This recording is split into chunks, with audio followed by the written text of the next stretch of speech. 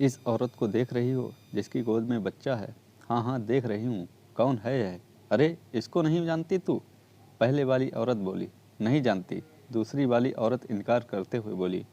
यह पवन सेठ की दूसरी औरत है। पहली औरत गुजर गई तब उसने इस औरत से शादी कर ली। हाय, कहाँ पवन सेठ और कहाँ यह औरत? हैरानी से दूसरी औरत बोली। इसकी गोद में जो लड़का है वह पवन सेठ का नहीं है। तब फिर किसका है? पवन सेठ के नौकर रामलाल का। पहली वाली औरत ने जवाब दिया। अरे पवन सेठ की उम्र देखो, मुंह में दांत नहीं और पेट में आंत नहीं। दूसरी वाली औरत ने ताना मारते हुए कहा। दोनों में उम्र का कितना फर्क है। इस औरत ने कैसे शादी कर ली? सुना है यह औरत विधवा थी। पहली वाली औरत ने कहा। विधवा थी तो क्या हुआ? अरे उम्र देखकर तो शादी करती। अरे इसने पवन सेठ को देखकर शादी नहीं की। फिर क्या देखकर शादी की? उस औरत ने पूछा। उसकी ढेर सारी दौलत देखकर। आगे की बात निर्मला ना सुन सकी। जिस दुकान पर जाने के लिए वह सीढ़ियाँ चढ़ रही थी, तभी ये दोनों औरतें सीढ़ियाँ उतर रही थीं। उसे देखकर यह बात कही, तब वह रुक गई। उन दोनों औरतों की बातें सुनने के बाद दुकान के भीतर ना जाते हुए वह उल्टे पैर लौटकर फिर कार में बैठ गई। ड्राइवर ने हैरान होकर पूछा, मैम साहब आप दुकान के भीतर क्यों नहीं गईं? जल्दी चलो बंगले पर, निर्मला ने अनसुना करते हुए आदेश दिया। आगे ड्राइवर कुछ ना बोल सका। उसने चुपचाप गाड़ी स्टार्ट कर दी।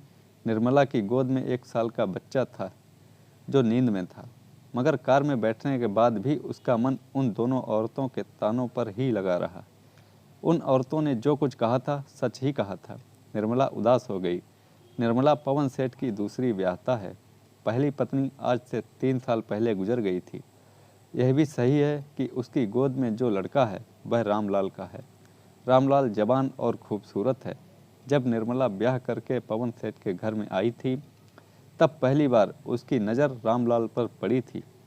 तभी से उसका आकर्षण रामलाल के प्रति हो गया था। मगर वह तो पवन सेठ की ब्याहता थी, इसलिए उसके खूंटे से बंध गई थी। यह भी सही है कि निर्मला विधवा है। अभी उसकी उम्र का 34वां पड़ाव चल रहा है। जब वह 20 साल की थी तब उसकी शादी राजेश से कर दी गई थी। वह बेरोजगार था। नौकरी की तलाश जारी थी, मगर वह इधर उधर ट्यूशन करके अपनी ज़िंदगी की गाड़ी चला रहा था। निर्मला की सास झगड़ालू थी। हरदम वह उस पर अपना सासपना जताने की कोशिश करती। छोटी छोटी गलतियों पर बेवजह चिल्लाना उसका स्वभाव बना हुआ था। मगर वह दिन काल बनकर उस पर टूट पड़ा जब एक कार वाला राजेश को रौंद कर चला गया। अभी उनकी शादी हुए 7 महीने भी नहीं बीते थे और वह विधवा हो गई। समाज की जरूरी रस्मों के बाद निर्मला की सास ने उसे डायन बता दिया। यह कहकर उसे घर से निकाल दिया कि आते ही मेरे बेटे को खा गई। ससुराल से जब विधवा निकाली जाती है तब वह अपने मायके में आती है। निर्मला भी अपने मायके में चली गई और माँ, बाबूजी और भाई के लिए बोझ बन गई। बाद में एक प्राइवेट स्कूल में टीचर बन गई। तब उसे विधवा जिंदगी जीते हुए 14 साल से ऊपर हो गए। समाज के पोपागंथ में मुताबिक विधवा की दोबारा शादी भी नहीं हो सकती। अब तो उसे ज़िंदगी भर विधवा की ज़िंदगी जीनी है। ऐसे में वह कई बार सोचती है कि अभी माँ बाप जिंदा हैं, लेकिन कल वे नहीं रहेंगे, तब भाई कैसे रख पाएगा। यही दर्द उसे हरदम कचोटता रहता था। निर्मला कई बार यह सोचती थी कि वह माँ बाप से अलग रहे, मगर एक विधवा का अकेले रहना बड़ा मुश्किल होगा। मर्दों के दबदबे वाले समाज में कई भेड़िए उसे नोचने को तैयार बैठे हैं। कई बहसी मर्दों की निगाहें अब भी उस पर गड़ी रहती हैं। माँ और बाबूजी भी उसे देखकर चिंतित हैं। ऐसी कोई बात नहीं है कि वह सिर्फ अपने बारे में सोचती है। माँ और बाबूजी भी सोचते हैं कि निर्मला की ज़िंदगी कैसे कटेगी। वे खुद भी चाहते थे कि निर्मला की दोबारा शादी हो जाए, मगर समाज की बेड़ियों से वे भी बंधे हुए थे। इसी कशमकश में समाज के कुछ ठेकेदार पवन सेठ का रिश्ता लेकर निर्मला के बाबूजी के पास आ गए। बाबूजी को मालूम था कि पवन सेठ बहुत पैसे वाला है। उसका बड़ा भाई मनोहर सेठ के नाम से मशहूर है। मगर दोनों भाइयों के बीच 30 साल पहले ही घर की जायदाद को लेकर रिश्ता खत्म हो गया था। आज तक दोनों के बीच बोलचाल बंद है। बाबूजी यह भी जानते थे कि पवन सेठ 64 साल के ऊपर हैं। यह बेमेल गठबंधन कैसे होगा। तब समाज के ठेकेदारों ने एक ही बात बाबूजी को समझाने की कोशिश की थी कि यह निर्मला की ज़िंदगी का सवाल है। पवन सेठ के साथ वह खुश रहेगी। तब बाबूजी ने सवाल उठाया था कि पवन सेठ नदी किनारे खड़ा वह ठूंठ है कि कब बहाव में बह जाए, फिर निर्मला विधवा की विधवा रह जाएगी।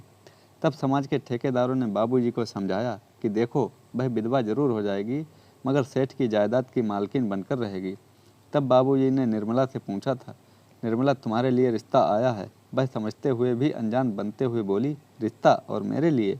हाँ निर्मला, तुम्हारे लिए रिश्ता। मगर बाबूजी, मैं एक विधवा हूँ और विधवा की दोबारा शादी नहीं हो सकती। अपने पिता को समझाते हुए निर्मला बोली। हाँ नहीं हो सकती, मैं जानता हूँ, मगर जब सोचता हूँ कि तुम यह लंबी उम्र कैसे काटोगी तो डर जाता हूँ। जैसे कोई दूसरी विधवा काटती है वैसे ही काटूंगी बाबूजी। निर्मला ने जब यह बात कही तब बाबूजी सोच विचार में पड़ गए। तब निर्मला खुद ही बोली, मगर बाबूजी, मैं आपकी भावनाओं को भी अच्छी तरह समझती हूँ।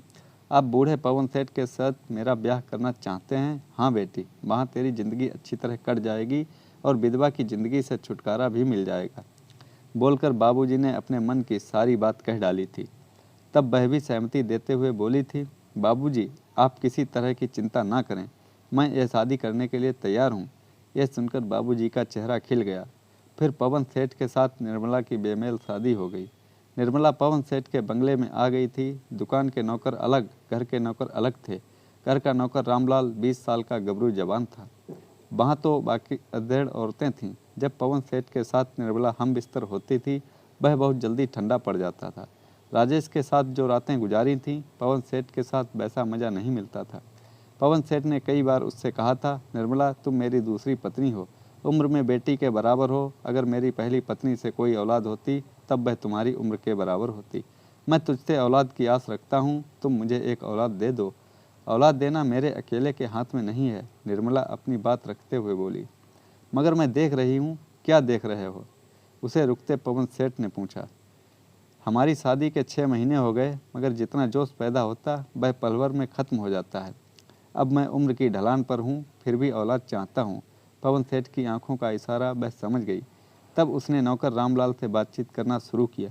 निर्मला उसे बार बार किसी बहाने अपने कमरे में बुलाती, आंखों में हवस लाती। कभी वह अपना आंचल गिराती, कभी ब्लाउज का ऊपरी बटन खोल देती, तो कभी पेटीकोट जांघों तक चढ़ा लेती। मर्द कैसा भी पत्थर दिल हो, आखिरकार एक दिन पिघल ही जाता है।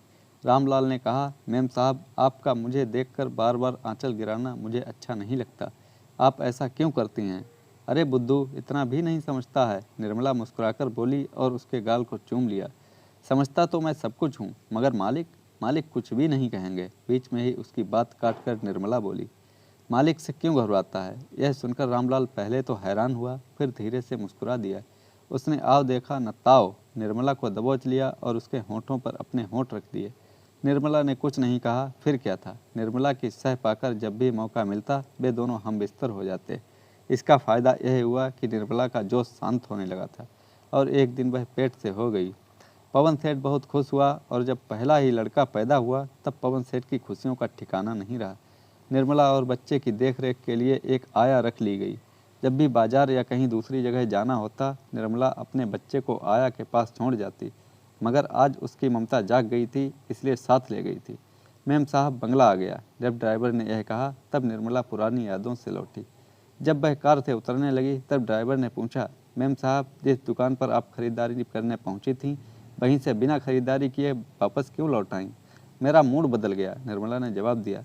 मूड तो नहीं बदला मेम साहब, मगर मैं सब समझ गया, कहकर ड्राइवर मुस्कुराया। और समझे मानमल? गुस्से से निर्मला बोली। इस बच्चे को लेकर उन औरतों ने, देखो मानमल, तुम अपनी औकात में रहो। बीच में ही बात काटकर निर्मला बोली। हाँ मेम साहब, मैं भूल गया था कि मैं आपका ड्राइवर हूँ, माफ़ी मांगते हुए मानमल बोला। मगर सच बात तो होठों पर आ ही जाती है। क्या सच बात होठों पर आ जाती है? निर्मला ने पूछा। यही मेम साहब कि उन दोनों औरतों ने बच्चे को देखकर कहा होगा कि यह बच्चा सेठ जी का खून नहीं है, बल्कि उनके नौकर रामलाल का है। मानमल ने साफ साफ कह दिया। तब निर्मला गुस्से से बोली, देखो मानमल, तुम हमारे नौकर हो और अपनी हद में रहो। औरों की तरह हमारे संबंधों को लेकर बात करने की ज़रूरत नहीं है, कहकर निर्मला कार से उतर गई। अभी निर्मला दालान पार ही कर रही थी कि आया ने आकर बच्चे को उससे लिया। मानमल फिर मुस्कुरा दिया। तो दोस्तों, कैसी लगी ये कहानी? लाइक करें, कमेंट में हमें बताएं और चैनल को सब्सक्राइब करना ना भूलें। धन्यवाद।